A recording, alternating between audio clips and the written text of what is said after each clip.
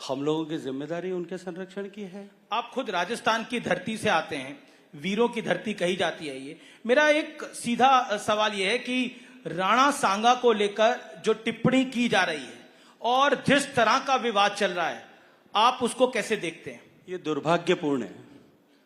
अपनी राजनीतिक महत्वाकांक्षाओं की पूर्ति करने के लिए इस तरह से राष्ट्र नायकों और चरित्रों के इतिहास के साथ में खिलवाड़, मुझे लगता है कि देश का एक भी ऐसा व्यक्ति जिसके हृदय में कहीं ना कहीं भारतीयता विद्यमान करते रहे या भारत की धरती पर पैदा हुआ अन्न यदि उसने खाया है, उसके मन में राणा सांगा के चरित्र को लेकर के वो किसी भी तरह का अपमान करने का भाव नहीं हो सकता।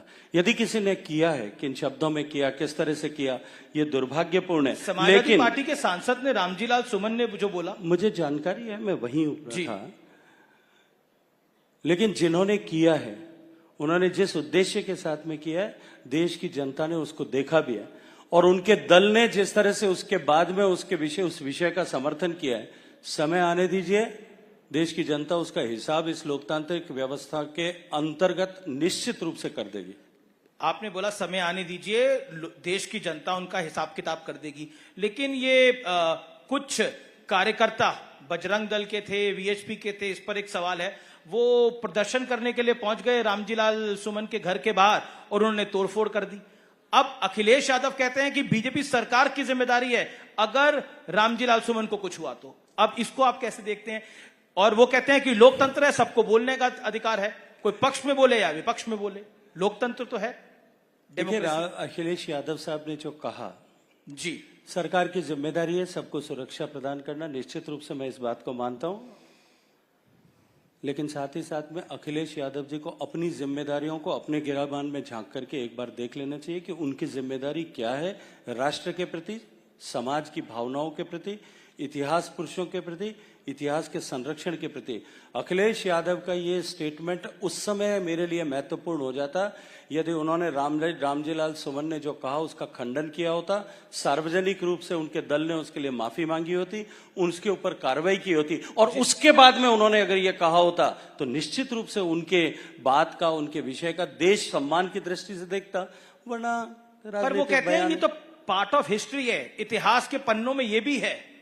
वो कहते हैं कि इतिहास के पन्नों में ये भी दफन है जो वो बोल रहे हैं। देखिए, इतिहास के पन्नों में बाबर को लेकर के बाबरनामे का उल्लेख करते हुए जो कहा गया है, जी, बाबरनामा के अतिरिक्त उस समय के जितने इतिहास की किताबें लिखी गई हैं, मैं अखिलेश जी को कहूंगा कि एक बार लाइब्रेरी से मंगा करके पढ़ लें।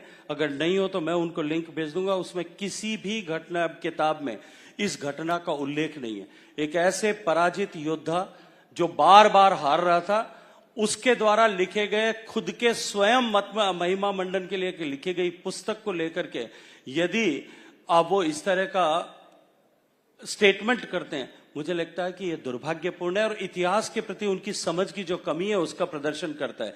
मैं फिर कहूंगा, इस भारत का इतिहास अनेक लोगों ने अपने अपने दृष्टिकोण से लिखने की कोशिश की, कुछ लोगों से सह आशय लिखवाए गए। यह आजादी के पहले भी हुआ और आजादी के बाद में भी हुआ। निश्चित रूप से आज हम जिस मुकाम पर जाकर के पहुंच गए और भारत के सांस्कृतिक पुनर्जागरण के दौर से हम गुजर रहे हैं, देश निश्चित रूप से आने वाले समय में इन विषयों पर समीक्षा करेगा। ये राइजिंग भारत का मंच है और भारत की संस्कृति की बहुत बात होती है और आप उस मंत्रालय को हेड करते हैं। मेरा प्रश्न है कि एक बार बार बात कही जाती है कि भारतीय संस्कृति की विपक्ष द्वारा कही जाती है, आपके क्रिटिक्स द्वारा कही जाती है, एक लॉबी द्वारा की जाती है कि भारतीय संस्कृति की भी ओवरडोज हो रही है। How do you define it? मैं तो समझ नहीं सकता कि भारतीय संस्कृति की ओवरडोज कैसे हो सकती है। भारत की संस्कृति जो सर्व समावेशी है, विश्व के कल्याण, विश्व बंधुत्व की बात करती है, सर्व खलविदम ब्रह्म की बात करती है, ईशावास्यम इदम सर्वम की बात करती है, जो प्रकृति के हर एक घटक में जो है उस पुरुष को देखती है, ईश्वरीय तत्व को देखती है, उसकी ओवरडोज कैसे हो सकती है? लेकिन कहा जाता है कि भारतीय जनता पार्टी अपना वर्जन, संघ का वर्जन वाला जो संस्कृति है उसको प्रोत्साहित कर रही है। सोनिया जी ने तो एक अखबार में बकायदा लेख भी लिखा था। मैंने अभी इससे पहले के प्रश्न के उत्तर में कहा था कि कुछ लोग भारत को भारत की दृष्टि से नहीं देखते, वो अपने मादरे वतन के दृष्टिकोण से देखते हैं। वो भारत को गर्व के दृष्टिकोण से नहीं देखते, वो भारत को गरीबों और भिखारियों के दृष्टिकोण से देखते हैं।